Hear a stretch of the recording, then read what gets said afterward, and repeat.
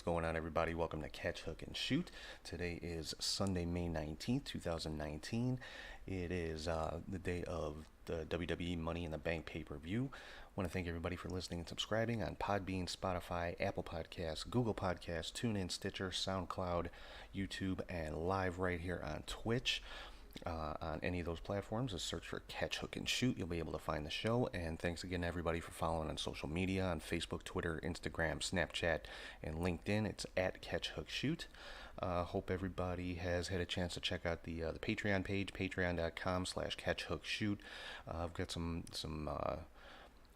four different tiers there. Sorry about that. And with some pretty good benefits on each one, so I hope everybody will check it out. Like I said before, any money that is taken in through the Patreon page will go back into the show for upgrades and getting out to shows and conventions and things like that. We also have a store at Pro Wrestling Tees. It's prowrestlingtees.com. Got four pretty cool designs there, at least I think they are. So head on over there and check those out. It's prowrestlingtees.com/catchhookshoot. And as always, if you want to send me an email, it's catchhookshoot@gmail.com with any questions, comments, ideas, suggestions, anything along those lines. So getting into the news this week, starting off on kind of a sad note, former WWE diva Ashley Massaro passed away earlier this week. For those, I'm sure everybody's familiar with Ashley. She was the first ever Diva Search winner, was with WWE up until 2008. When she left WWE, it wasn't anything like she was fired or anything like that. She requested her release because her daughter was ill and she needed to be home to take care of her child. So,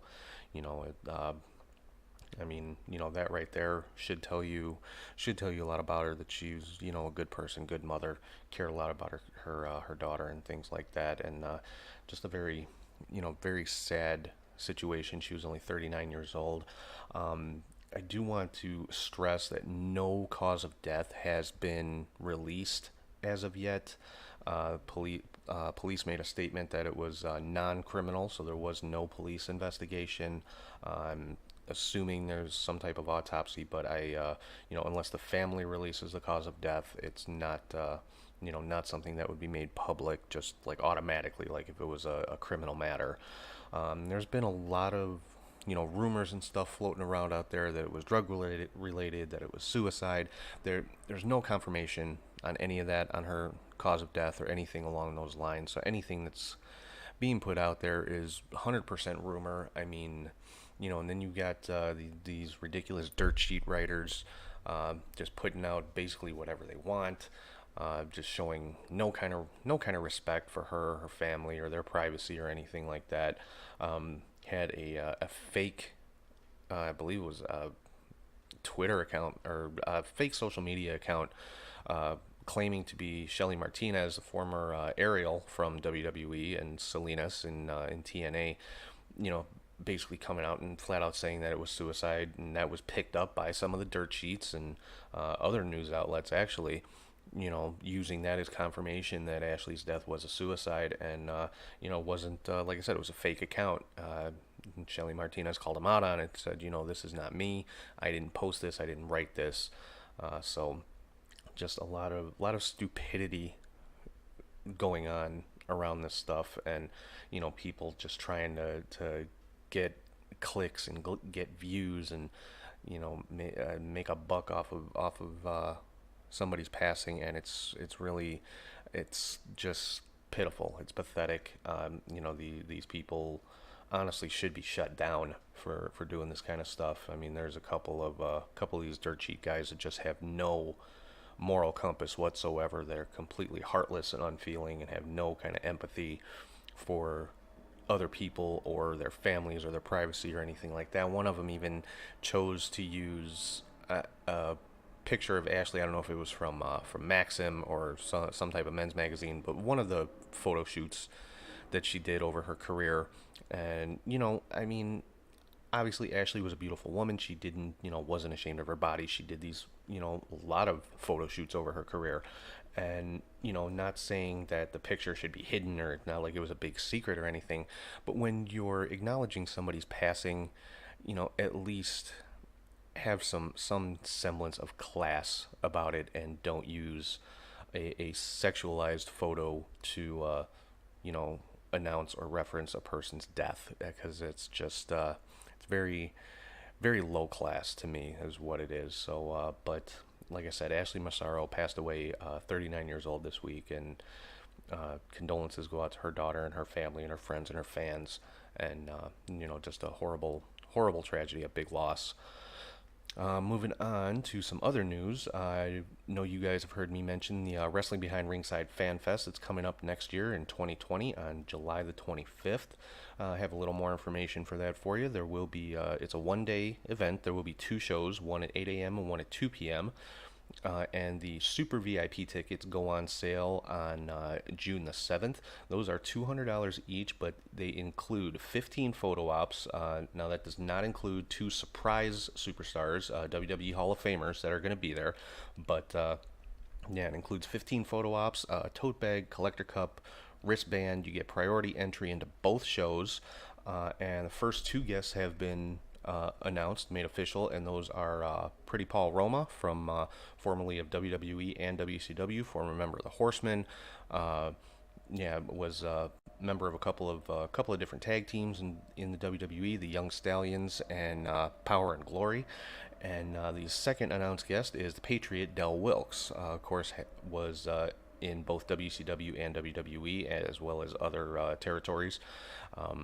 Had some main event matches with Bret Hart in WWE. He was a member of the Stars and Stripes tag team in WCW with Buff Bagwell back when he was Marcus Alexander Bagwell. So it's shaping up to be a really good show. And once again, that's the Super VIP tickets will go on sale June the 7th, 2019. Those are $200 each. And they include, like I said, 15 photo ops, tote bag, collector cup, silicone wristband, and priority entry into both shows. I also want to make an announcement. I will be holding a contest for two VIP tickets. The contest will be starting in July, and it's going to be called the Break the Code contest. And the way it's going to work, each week I'm going to drop a part of a phrase, just one word. And I'm going to do this for several weeks. And basically, the way it's going to work is you guys will hopefully tune into the show every week. And I will, like I said, drop one word from the phrase each week. And at the end of the contest, you put all those words together in the proper order. I'm going to be giving those out in a scrambled fashion. So it's not like you can just go from, week one to the end of it and they'll be in order. You'll have to do a little work to put it in the right order. And so after that, I'm gonna have either, I haven't decided if I'm gonna do it by email or by Twitter post, like using a hashtag, something like that. But within a certain time frame, once the all the hints are given out, after that, you'll have a certain number of days or weeks to get your answers in, either via Twitter or via email. And at the end of that time period, I will take all of the names of the people who submitted the correct answers, put them into a bowl, pull one out, and that person will win two VIP tickets to the WBR Fan Fest 2020. Now, these tickets do not include travel or accommodation, so you have to cover your own travel to Louisiana and your own hotel and things like that. But it includes, pretty much carte blanche for the show. Like I said, you get priority entry into both shows. You get all the photo ops minus the two surprise WWE Hall of Fame guests. So if you want photo ops or autographs with them, that will be a separate charge. But other than that, yeah, you're pretty much covered for the entire fan fest. So it's a great great deal there. So yeah, stay tuned for that. Like I said, I'm going to be starting that contest in July, in a couple of months, and it'll run probably. I haven't decided how many weeks it's going to go yet, but like I said, tune in every week to get the part of the part of the phrase, the clue, whatever you want to call it, and then at the end of that, make sure you get your answers submitted. However, they're going to be taken either by Twitter or by email. And talking about Wrestling Behind Ringside, their Hall of Fame episode dropped this week. Make sure you check that out. I am a part of that show. I did several of the Hall of Fame induction speeches. So yeah, definitely check it out. They have some really good inductees this year, and it's definitely worth giving a listen. So, getting into the wrestling news for the week, some kind of gossipy type news. It looks like Seth Rollins and Becky Lynch have confirmed that they're in a relationship, which has been a rumor that's been going around for several months. Was a rumor floating around out there that Sheamus was possibly injured, severely injured, and might be retiring, and this was based off of the fact that Cesaro was moved from SmackDown to Raw, and the bar was basically broken up. Looks like that's not the case. It's been refuted by several WWE superstars saying that Sheamus is not anywhere near retiring. He's in the prime of his career, so that's pretty much been blown out of the water. Um, Asuka and Kairi Sane have a new tag team name, and that name is the Kabuki Warriors. A lot of people were kind of down on this name. I like it. I mean, I like the sound of it. And apparently, Asuka and Kairi came up with the name themselves, so it's not something that Vince McMahon or creative or something just kind of stuck them with. This was a name that they created for themselves. So Asuka and Kairi Sane are now known as the Kabuki Warriors. Some other announcements from WWE this week. They will be having their next Super Showdown pay-per-view in Jeddah, Saudi Arabia on June the 7th. Some of the matches announced. Undertaker will be facing Goldberg, so that should be an interesting matchup there. Bobby Lashley's taking on Braun Strowman. That should be a good one with those two heavy hitters in there. Another interesting one looks like the Demon King Finn Balor is going to be making his return for this one. Finn's going to be breaking out the Demon persona in a Intercontinental title defense. So it's shaping up to be a pretty good show for those that are interested. I know a lot of people are not real big on the Saudi Arabia shows for WWE, and that's, it's understandable. But I mean, WWE entered into a contract for a huge amount of money with the Kingdom of Saudi Arabia, and they've chosen to honor it. I mean, it's a business decision, it's a money decision. It is what it is. So I'm not going to get into the whole politics of the thing. If you're against it, don't watch it. I mean, there are WWE superstars the last couple of Saudi shows that have refused to go because of the political climate there and things like that, and that's their prerogative. WWE's always been one, with these type of shows, they're not by all accounts, they don't force their superstars to perform. So, like I said, it is what it is. If you're not happy with it, then don't watch it. Me personally, I'm more than likely going to be checking it out on replay. I won't be home to watch it live because I work during the day. But so far I think it's shaping up to be a good show, so I'm definitely going to check it out. Some Impact news. Looks like Killer Cross and Scarlett Bordeaux have both requested their release from the company. Now, Killer Cross's request apparently came earlier in the week. From what I read, Impact actually refused his request to be released from his contract. Apparently, it was a money issue. He wanted a bump in pay, and they didn't give him that either, by all accounts. And then just yesterday or the day before, Scarlett Bordeaux requested her release, which not a big surprise. I think most people know that Scarlett and Cross are a couple, so you figure if one asked for their release, the other one would be following shortly. Another interesting piece of news from Impact is that apparently Jordynne Grace is not under contract. They offered her a 2-year contract back in October, and apparently the way the story is going is that it was never signed, never returned to Impact, and never executed. So she's basically been working on a per appearance deal and not as a contracted Impact wrestler. So that's kind of interesting if it's true. There's been no confirmation from Impact on this. This is just all, dirt sheet rumor and innuendo here. So we'll have to see what comes of this, if anything. But supposedly Impact is scrambling to get her signed to a contract, and can't really blame them. Jordynne Grace, one of the hottest competitors out there today, and if she's a free agent, you can be pretty sure somebody else is gonna snatch her up really, really quick. So hopefully Impact can get her locked down, but if not, we'll be seeing her pop up somewhere else in the near future. So let's get into the big events going on this week. First and foremost, we've got Money in the Bank taking place today. Looks like a pretty good card. I myself, I'm a big fan of the Money in the Bank ladder matches, and of course there's 2 of them now, both the men's and the women's. So I'm looking forward to those.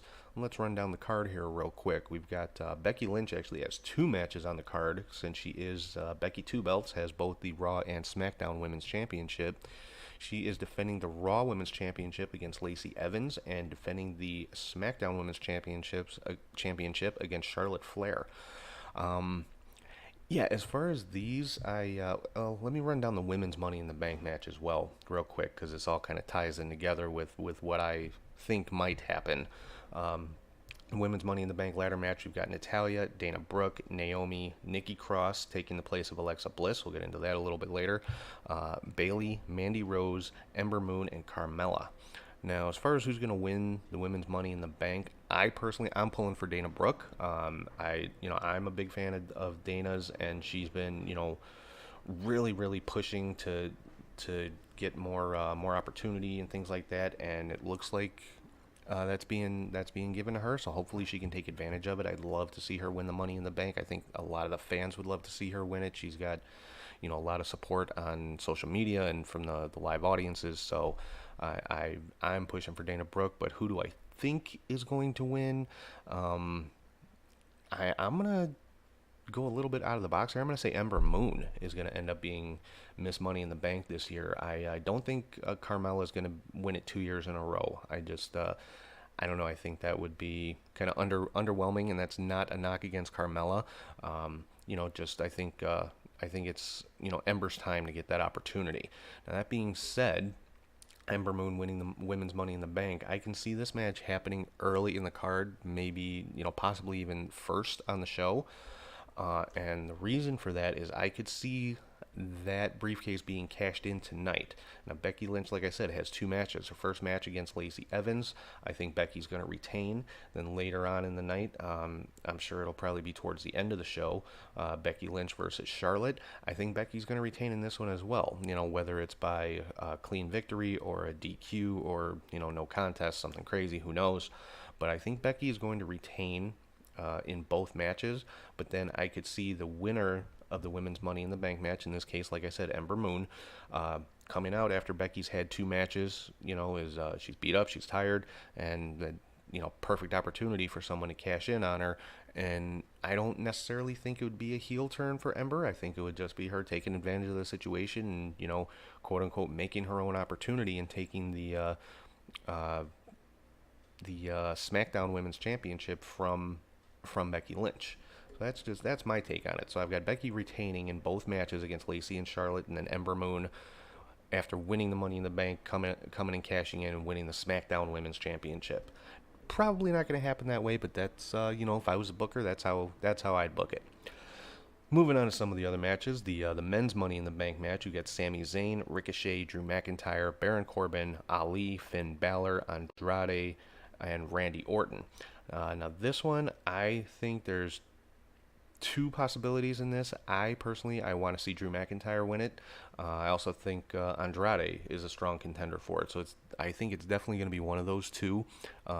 If I have to pick one, I'm going to go with Drew McIntyre. I just think it's his time. It's time to pull the trigger on Drew McIntyre before he just kind of fades into obscurity, because he hasn't had a real clear storyline since WrestleMania, since the Shield kind of split up and Jon Moxley left the WWE. So I'm picking Drew McIntyre in this one. For the WWE Universal Championship, we've got Seth Rollins defending against AJ Styles. This one's been playing out on TV quite a bit the last few weeks. AJ kind of playing a little bit of the heel role, not overtly being heel, not doing anything super underhanded, but AJ Styles, can definitely play the heel, so I could see him, making a turn at some point possibly, but I think Seth Rollins is going to retain in this one. Next up, we've got Roman Reigns versus Elias in a singles match. Elias should win this match. I mean, yeah, Elias is very visible on WWE TV. Does not have a lot of matches, though. It's mostly just, segments with his guitar. Somebody comes out, he catches a beat down. That's really about it. If they want to push Elias as a strong superstar and, a main event level star, he needs to have some matches. He needs to get some wins. So I could definitely see him, defeating Roman tonight, and that's my pick, is Elias. Then we've got The Miz versus Shane McMahon in a steel cage match. I am picking The Miz for this one. Shane won at WrestleMania, so I think tonight is when Miz gets that one back. Kofi Kingston versus Kevin Owens for the WWE Championship. I think Kofi's going to retain. I don't see them taking the championship off of him this quickly. I mean, he just won it at WrestleMania. It's only been a little over a month, so I don't think they're going to take it off of him quite yet. Samoa Joe defending the U.S. Championship against Rey Mysterio. I think Samoa Joe is going to retain. Potentially could see Rey Mysterio's son Dominic getting involved somewhere or another.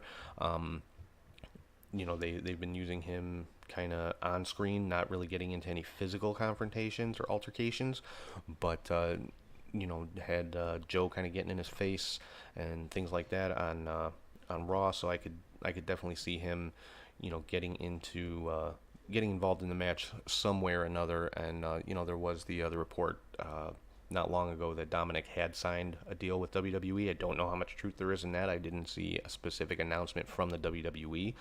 But if so, they'll probably put him on TV to give him some exposure and things like that. But I don't see him being full-time on Raw right now. I'm sure he will go to the Performance Center and go through NXT because he's very, very young.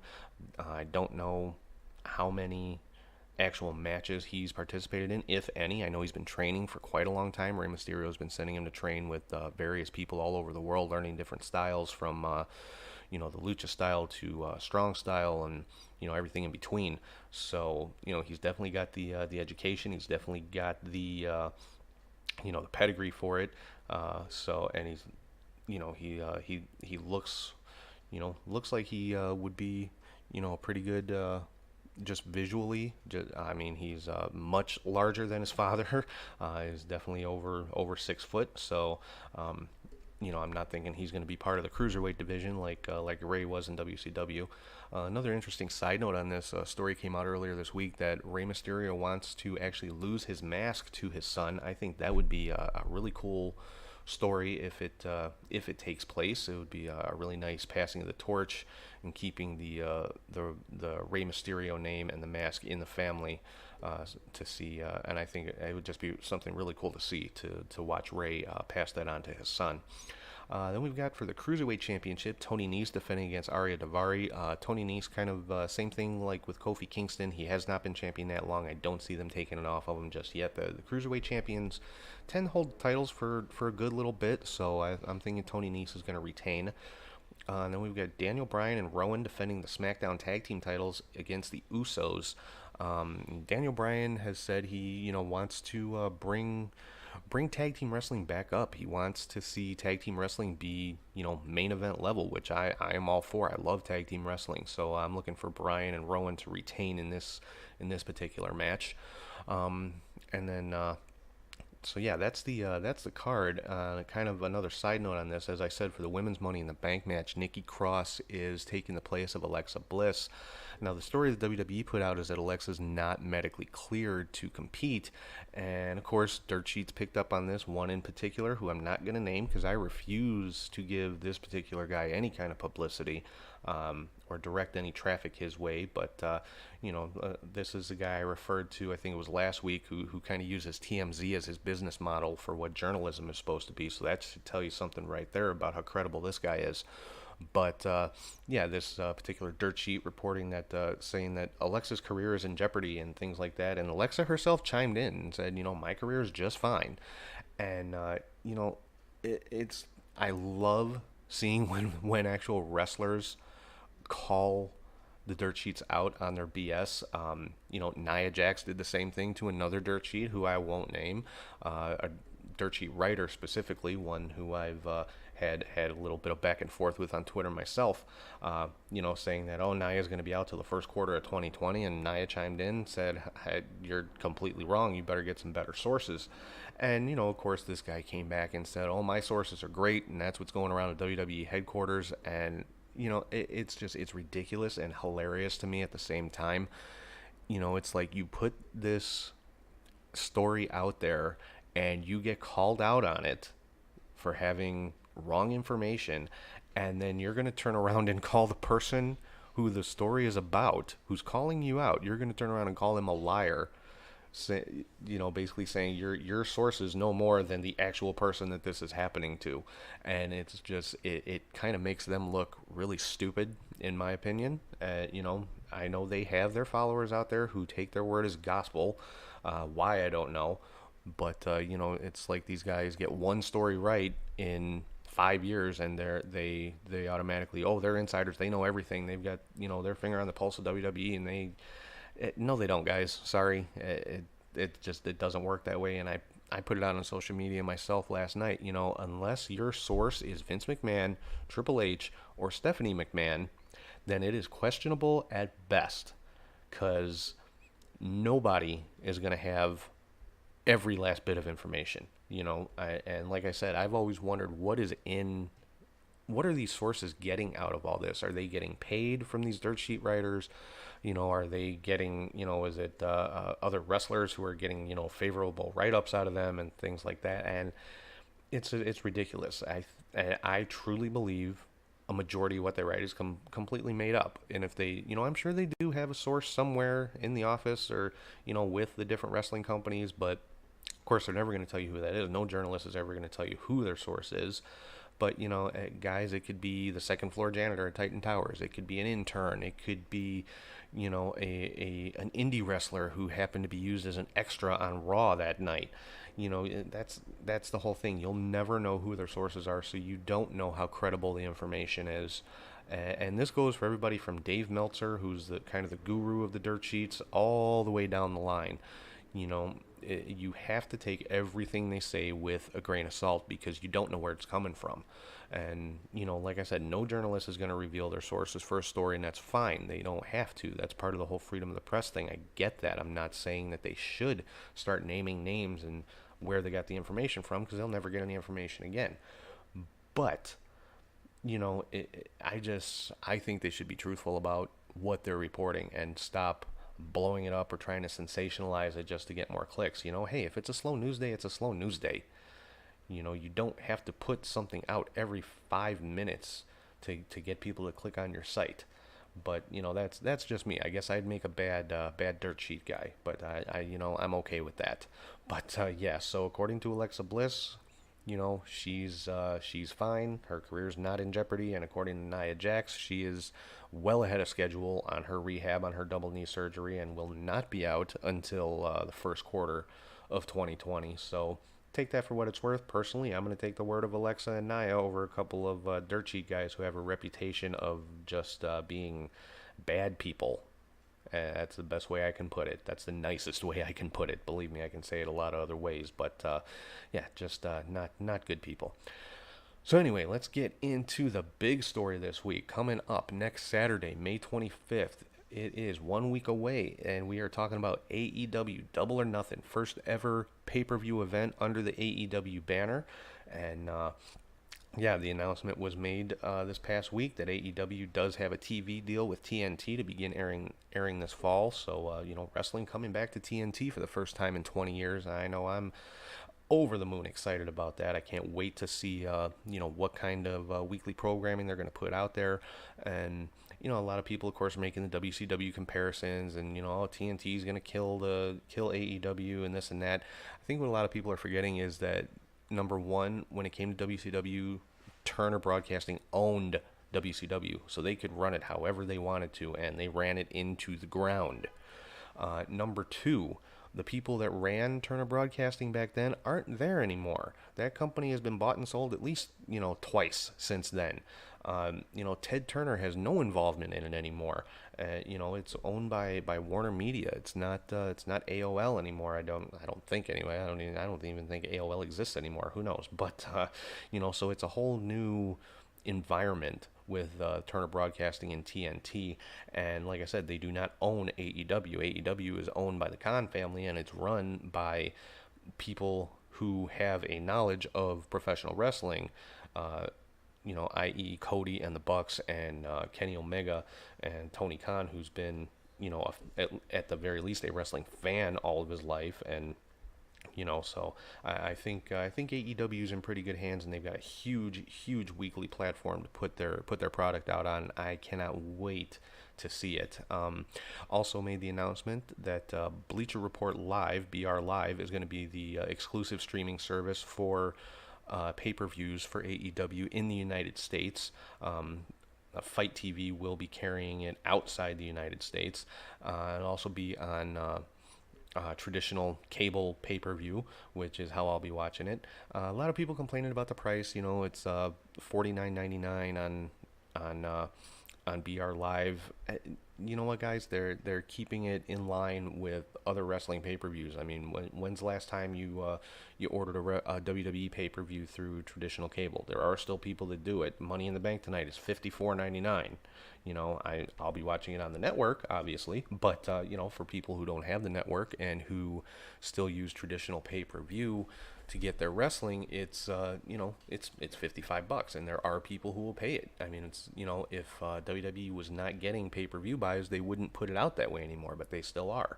So, you know, people are gonna watch, and just like I am, I'm gonna order it through my cable company just because I think it'll probably be a more reliable feed. I've never used BR Live, so I can't, you know, say anything about the quality of their streaming service or whatever, but I just, you know, I'm gonna order it through my cable company. I think it's gonna be a great show. So let's break down the card here. First and foremost, match with Hangman Adam Page versus Pac. Reportedly, this is coming from Dave Meltzer, so again, take it with a grain of salt, but it was picked up by every other quote unquote wrestling news outlet out there, that Pac has pulled out due to creative differences. Basically, as long as he is the Dragon Gate World Champion, he does not want to lose. I mean, he's done, you know, time limit draws and DQs and things like that, but has not had a clean loss since he has been the Dragon Gate World Champion. And apparently that does not line up with AEW's long-term plans. So Hangman Page made an appearance at an event in England this past week. Pac was in the ring, and Page came out, confronted him. They had a match there, ended in a DQ.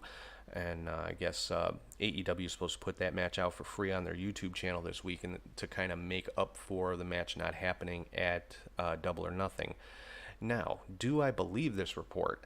Not 100%, because number one, it's coming from Meltzer. I've yet to see anything from AEW saying, yes, this match is off, but we're going to have a replacement, you know, to go against Hangman Page. No word from AEW at all as of yet, confirming one way or the other. It's only coming from Dave Meltzer.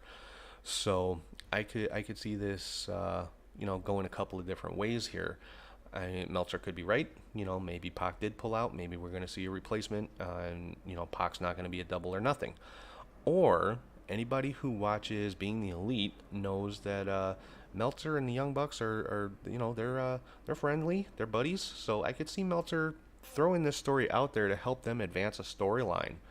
You know, maybe you know, so that they don't have to you know, don't have to, you know, go out here and say, you know, Pac pulled out or whatever. Maybe it is a case, you know, yeah, Pac doesn't think he should lose, but they don't want to completely scrap the entire match. So, you know, they put this story out with Meltzer. Maybe another opponent comes in, and maybe, you know, Pac shows up in the middle of the match and causes a DQ or a no contest, or maybe he waits till after the match and jumps on Page and things like that. So, you know, but until there's an official announcement from AEW saying, you know, Pac will not be appearing at Double or Nothing, and we will have a suitable replacement opponent for Hangman Page. Until that announcement comes from AEW, I'm assuming that this match is still on as planned, Hangman Page versus Pac. And if that's the case, I'm picking Hangman Page as the winner, because I'm thinking, you know, he is going to be probably one of the main faces of AEW. I mean, he's a tremendous wrestler. He's great on the mic. He's just all around good. He's got a great look, and you know, he's mentioned he wants to be the first ever AEW World Champion. I'm sure he's definitely in the discussion for that, so we'll have to see what happens. But as of right now, I'm saying Hangman Adam Page versus Pac. Hangman Page will be your winner.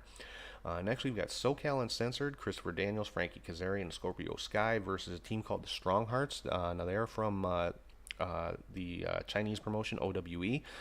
Shima, T-Hawk, and El Lindemann, if I'm pronouncing that correctly. This is a six-man tag team match. Yeah, I mean, I don't want to pick all of the AEW office guys to win here, but I have to be honest, I don't know the team of the Strong Hearts, so it's hard for me to pick a winner in this one. But I'll go on a limb. I'll say SoCal Uncensored in this one. Then we've got Dr. Britt Baker versus Nyla Rose versus Kylie Ray in a triple threat match, triple threat women's match. I'm looking for Britt Baker to come out victorious in this one. It pretty much looks like Britt is going to be the face of the women's division as of right now. So we'll see how that one plays out. But she is my pick in this one. Then we've got the another women's match, a six woman tag team match. Aja Kong, Yuka Sakazaki, and Emi Sakura versus Hikaru Shida, uh, Rio, and Rio Mizunami. I'm sorry if I'm pronouncing those wrong. Again, I'm not super familiar with these competitors other than Aja Kong, so I'm not gonna pick a winner in this one. But I'm going to, I'm looking forward to it. Like I personally love being exposed to new talent, and this will be the first time I've seen 5 out of 6 of these women. So I'm looking forward to this one. I'm assuming it's going to be a fantastic match. I mean, anybody that AEW has signed so far, they have been signed based on their talent, and I'm sure with these women here, it's no different. So this should be a great match. I've got another tag team match. We got the Best Friends, Chuck Taylor and Trent Beretta versus Angelico and Jack Evans, or I'm sorry, Angelico and Jack Evans, the 2 newest signees for AEW. I am picking Angelico and Evans for this one. I was a huge fan of these guys in Lucha Underground. I was ecstatic when I saw that they had signed with AEW because they are just ridiculously talented guys in the ring. So I am picking Angelico and Jack Evans over the Best Friends. Let's see. Then we moving on to the pre-show. We got Kip Sabian versus Sammy Guevara. Again, should be just a ridiculous match. I'm gonna pick Sammy Guevara in this one. I'm more familiar with him than I am with Kip Sabian, but so I'm picking Sammy Guevara. Then we've got the Young Bucks defending the AAA World Tag Team Championship against the Lucha Brothers, Pentagon and Rey Fenix. I am gonna pick the Lucha Brothers in this one to take back the AAA tag team titles. Then we have got here Kenny Omega versus Chris Jericho. Now, for anybody that saw their match in New Japan, this match is going to be insane. This will probably be the main event, I would think. I'm sure either Kenny or Cody or the Bucks are going to be the main event of the show, but I'm picking Omega and Jericho as your main event. Yeah, Kenny won their first match. I'm going to pick Jericho to win this one. So we'll see how that one comes out. Then we have got the another pre-show match, the 21-man Casino Battle Royale for the basically the winner gets a shot at the AEW World Championship whenever that is created and a champion is crowned. I like the format of this one. It's kind of like a Royal Rumble, but they've put their own kind of unique twist on it. They're having guys draw playing cards prior to the match, and they're going to have them enter 5 at a time by the suit of their cards. So you're going to have 4 groups of 5 guys in there every few minutes, and then the last man, whoever draws the Joker out of the deck, gets that 21st spot. He's the last man to enter, and obviously, after that, standard battle royal rules: over the top rope to the floor, and the last man standing gets a shot at the AEW World Title. So, curious to see who the 21 guys are going to be. Some of them have been named, but there's still some open spots here. We've got guys like Ace Ramiro, Glacier, Brian Pillman Jr., MJF, Joey Janela, Dustin Thomas, Sonny Kiss, Brandon Cutler. So still a number of spots open in this one. And the over budget battle royal from All In last year was highly entertaining. So I expect this to be no different. And then the last match that I've got here is Cody Rhodes versus Dustin Rhodes in a singles match. And this is I think this is one that a lot of people are looking forward to. There's been a lot of people kind of talking crap about it, but I really don't understand why. I mean, this is a match that should have happened in WWE. It would have been a huge draw if it did. They're doing it. They're doing it now. So this is the one I think I am most looking forward to. I've been a huge fan of the whole Rhodes family for a lot of years. So to see Cody and Dustin, getting in the ring against each other, I think it's going to be a fantastic match. And I'm sure we're going to see some kind of surprises going on. Jack Swagger kind of dropped I don't know if I'd call it a spoiler.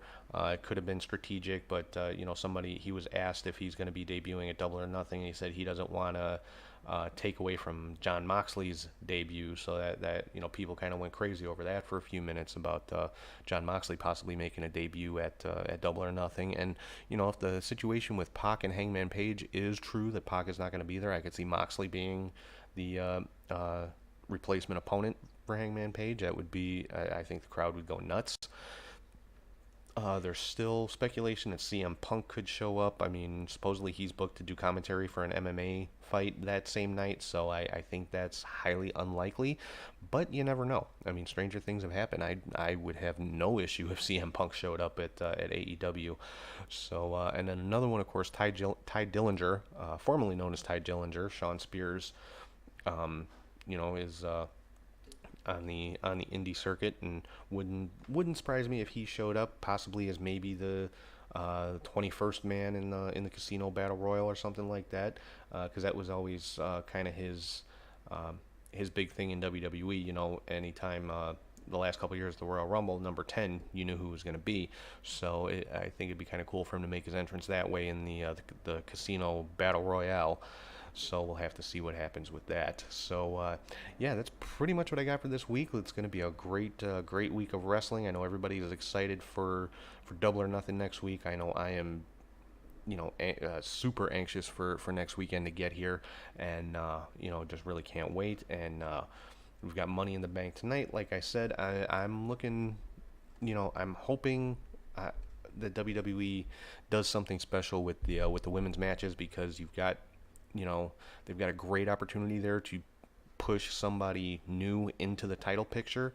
And yes, I know Lacey Evans is new in the title picture. Don't get me wrong. I'm not saying take her out of the title picture, but throw somebody else into the mix. Like I said, my pick is Ember Moon to win the Money in the Bank, and then come down and cash in on Becky Lynch after she has retained both championships, and for Ember Moon to take the SmackDown Women's title eventually.